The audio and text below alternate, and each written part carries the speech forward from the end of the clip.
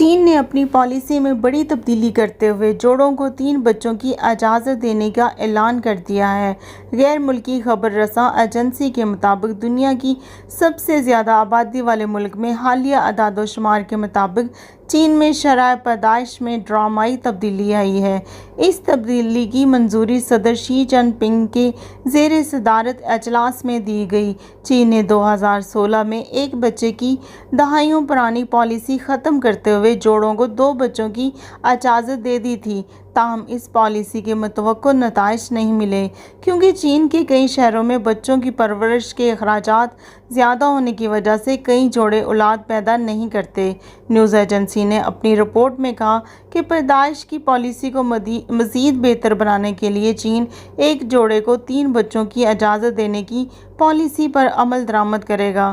Report کے مطابق policy میں تبدیلی کے ساتھ معاونتی اقدامات بھی اٹھائے گا، جس سے ملک کی آبادی کے ڈھانچے کو بہتر بنانے، عمر رسیدہ افراد کے معاملے میں فعال طور پر نمٹنے کی حکمت عملی کو پورا کرنے اور انسانی وسائل کے فوائد کو برقرار رکھنے میں مدد ملے گی، تاہم ان معاونتی اقدامات کی وضاحت نہیں کی گئی۔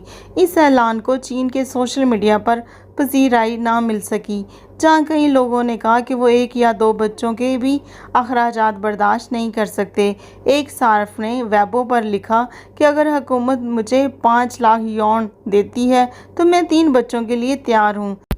1979 میں چائنا نے 1 چائلڈ پالیسی نافذ کی، جس کے مطابق چائنیز کپل ایک بچہ پیدا کر سکتے تھے۔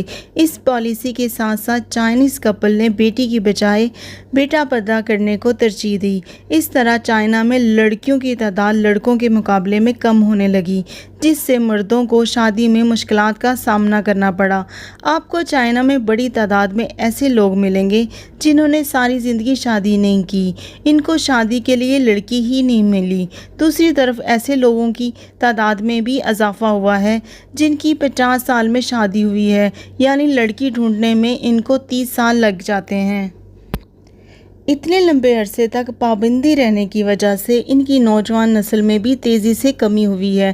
نوجوان نسل کے مقابلے میں بوڑھے لوگوں کا اضافہ ہوا ہے۔ آپ جانتے ہیں نوجوان نسل کسی بھی ملک کا اہم سرمایہ ہوتے ہیں۔ فوجی اداروں جیسے حکومتی اداروں کو نوجوانوں کی ضرورت ہوتی ہے، جس سے ملک چلتا ہے اور ملک مضبوط ہوتا ہے۔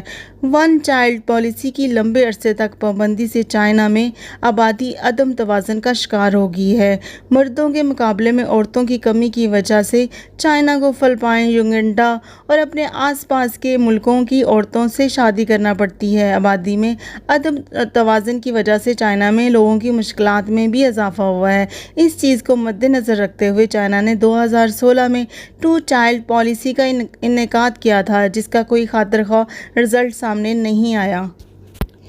1 چائلڈ پالیسی کی وجہ سے چائنا کی آبادی میں بڑھاوا خطرناک حد تک کم ہو گیا ہے۔ ان تمام چیزوں کو مد نظر رکھتے ہوئے اب چائنا کے چائنیز کپل کو 3 بچوں کی اجازت دے دی گئی ہے، لیکن اگر چائنا آبادی میں عدم توازن کو ختم کرنا چاہتا ہے تو اسے 1 چائلڈ، 2 چائلڈ، 3 چائلڈ پالیسی پر کام کرنے کی بجائے اسے قدرت کے نظام کے مطابق چلنا چاہیے، کیونکہ قدرت کے خلاف جانے سے ہمیشہ مشکلات کا اضافہ ہوتا ہے، اور انسان قدرت کے بنائے ہوئے نظام کے مطابق چلے تو اس سے عدم توازن معاشرے میں پیدا نہیں ہوتا، کیونکہ معاشرے میں عورت، بچوں، مردوں، نوجوانوں، بوڑھوں، ہر ایج کے لوگوں کی ضرورت ہوتی ہے۔ کسی کی بھی اہمیت سے انکار نہیں کیا جا سکتا۔ یہ دنیا ہے ہی انسانوں کی۔